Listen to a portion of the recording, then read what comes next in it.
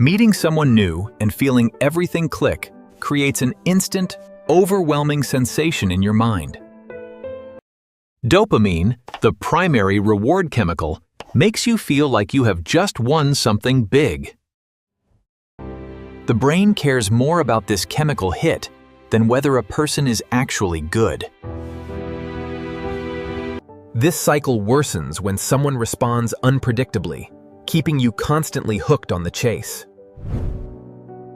However, this intense chemical cocktail always comes with a very specific and inevitable expiry date. Psychologist Dorothy Tenov studied this obsessive phase of attraction, calling the state limerence. Your brain processes this connection much like an addiction, using a specific reward loop. She described it as an all-consuming period where eating and sleeping become difficult daily tasks. After interviewing hundreds of subjects, the researcher identified a clear pattern in their emotional highs. This feeling typically peaks around 6 to 8 weeks before it starts to taper off. It happens like clockwork, transitioning from an obsessive peak into a much quieter emotional phase. You rehearse every conversation in your mind, waiting anxiously for every single digital notification. Then, around the 2-month mark, the intensity of those feelings begins to shift significantly. This decline often causes panic, leading you to believe the relationship is actually dying out.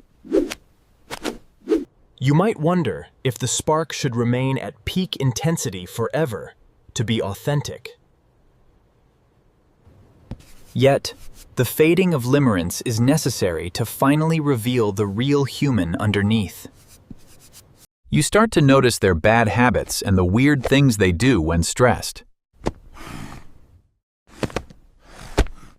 Before this point, biological chemicals were simply running the show for your heart.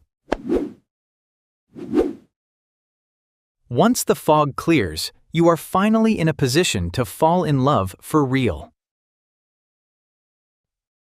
Most people realize they actually have very little information about their new partner at first.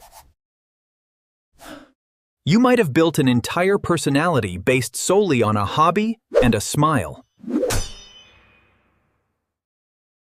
Both individuals are usually performing their most carefully curated and best versions of themselves. Often, you are falling for your own imagination while they wear its face. The reason we build these fantasies connects to psychological theories about early childhood bonding. Attachment theory, first developed by John Bowlby, explains how we relate to others today. Later, Mary Ainsworth expanded this to show how caregivers create our internal templates for love. These templates determine how secure or anxious we feel when approaching new romantic relationships.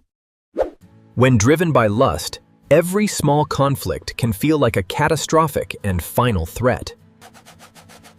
Friction feels dangerous because the bond relies entirely on a fleeting and intense feeling.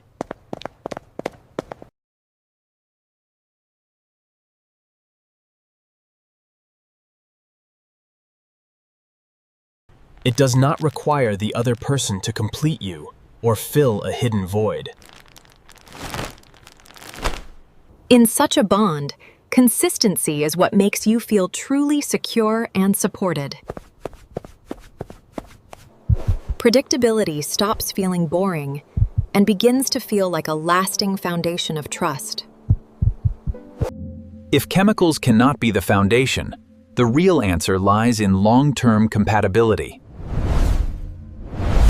While that word sounds unsexy, it is the most valuable part of a partnership. People often confuse true compatibility with simply settling for someone who is nearby. Shared interests are a great start, but they are only the surface of a connection. Developing deep people skills helps you see past the initial high of a new romance.